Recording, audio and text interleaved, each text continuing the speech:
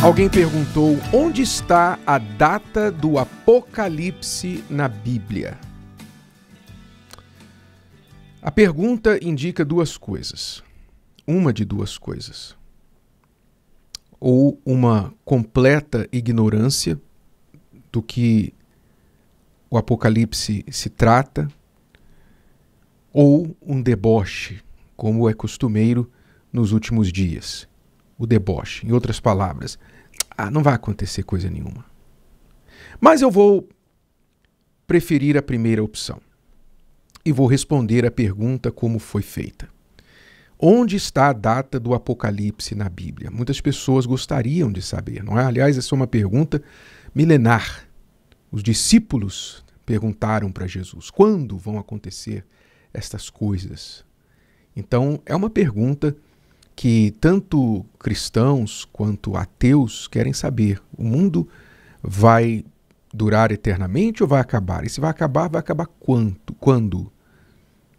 E às vezes eu percebo que o teor da pergunta está mais focado em quanto tempo eu tenho para curtir a vida antes de acabar o mundo, do que realmente saber a seriedade deste acontecimento e o que vai acontecer depois deste acontecimento com a sua alma, não é? Mas vamos lá então. Onde está a data do Apocalipse na Bíblia? Se você ler no Evangelho de Marcos, capítulo 13, quando Jesus falava dos sinais do final dos tempos, ele dizia assim: na verdade vos digo, a partir do versículo 30, na verdade vos digo que não passará esta geração sem que todas estas coisas aconteçam. Ele falava da geração em que muitos sinais estariam acontecendo. E por que você ouve muitos cristãos falarem que Jesus está voltando, o Apocalipse está próximo, o arrebatamento está próximo, o fim dos tempos está chegando? Por que você ouve muito falar isso? Porque nunca houve uma geração, em toda a história da humanidade, em que tantos sinais do final dos tempos estivessem acontecendo ao mesmo tempo.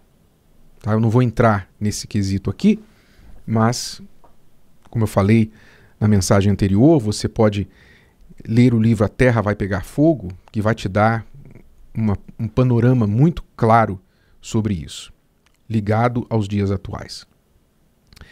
Mas esta geração que Jesus fala aqui, não passará esta geração sem que todas estas coisas aconteçam. Ele falava da geração onde aqueles sinais estariam concomitantemente acontecendo.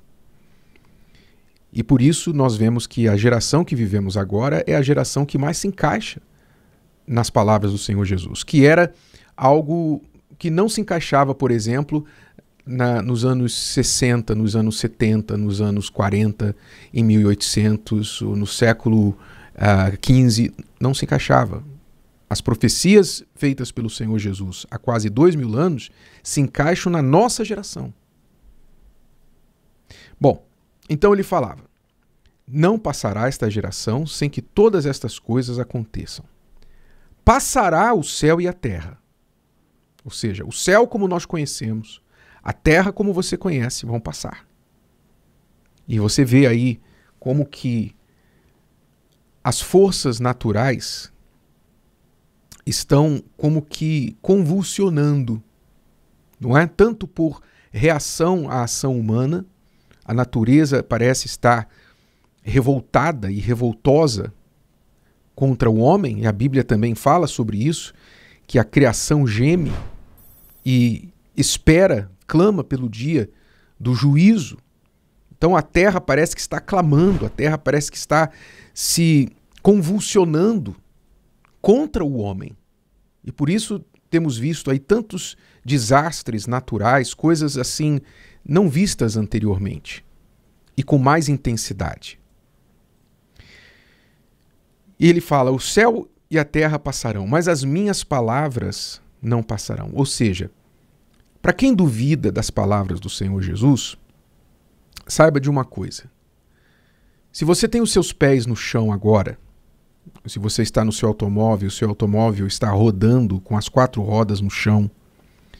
Se você está no chão de um apartamento agora, que está afincado com os seus alicerces no chão, e você se sente seguro porque você está no chão, porque não há nada mais seguro, supostamente, do que o chão, não é? Por isso existe a expressão pés no chão. Saiba que mais seguro do que os pés no chão, mais seguro do que o chão debaixo dos nossos pés, é a palavra de Deus. Porque um dia esse chão não vai mais existir. Mais seguro do que os céus que você olha e a cada manhã você vê o sol raiar, a cada tarde você vê o sol se pôr e a noite chegar, isso de forma cronometrada. Nós sabemos a hora que o sol vai se pôr, nós sabemos a hora que o sol vai nascer, nós sabemos, não é isso? Pois é. Mas mais certo do que o céu que está sobre a sua cabeça, a palavra de Deus não vai passar. Ela é mais confiável e mais segura, mais duradoura do que o chão debaixo dos nossos pés, do que o céu sobre a nossa cabeça. É o que Jesus está falando aqui. Então passarão o céu e a terra, mas as minhas palavras não passarão. E aí ele entra no assunto do dia e da hora da sua vinda. O dia e a hora do Apocalipse. A data do Apocalipse. Jesus fala no versículo 32, dizendo assim: mas daquele dia e hora ninguém sabe, nem os anjos que estão no céu, nem o Filho, se referindo a ele mesmo, senão o Pai. Só há uma pessoa que sabe esse dia e essa hora. É o Pai. Ninguém mais. Nem anjo, nem arcanjo, nem demônio, nem o próprio Filho, o Senhor Jesus, nem pastor, nem bispo, nem igreja, nem denominação, nem profeta, ninguém. Se alguém chegar para você e falar, olha, ele vai voltar tal dia, tal hora, o mundo vai acabar tal dia, tal hora, como já muitos falaram ao longo da história e se tornaram palhaços da história, não é? E todos os que acreditaram neles. Então fuja, porque são falsos profetas. Se alguém chegar para você e falar, o dia, a hora vai ser este. Porque ninguém sabe. E ninguém sabe por uma razão, não é? Jesus continuou dizendo, olhai e vigiai e orai. Olhai, quer dizer, fique atento, vigiai para o que está acontecendo e orai, tenha comunhão com Deus, porque não sabeis quando será o tempo. A razão por isso é muito clara e, curiosamente, tem até uma semelhança com o carnaval. Como nós falamos aqui, você sabe que para se determinar a data do carnaval todos os anos, primeiro se olha a data da Páscoa. Se olha a data da Páscoa, da Semana Santa, conta-se 40 dias para trás e ali, então, determina um dia antes, 40 dias, quer dizer, 41 dias antes, então determina-se a data do carnaval. Por quê? Porque o carnaval, o pensamento do carnaval é o seguinte, bom, já que a gente vai entrar num período aí de santidade, num período aí de abstinência, então vamos curtir enquanto há tempo. Vamos curtir até o último dia antes de entrar no período de abstinência.